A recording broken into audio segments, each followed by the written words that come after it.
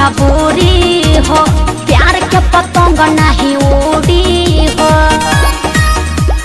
बुझलनु ए जानू बुझ मजबूरी हो, अब प्यार के पतंग नहीं उड़ी हो।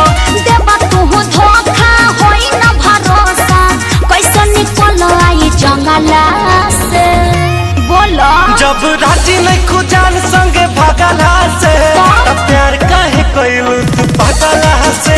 जब राजी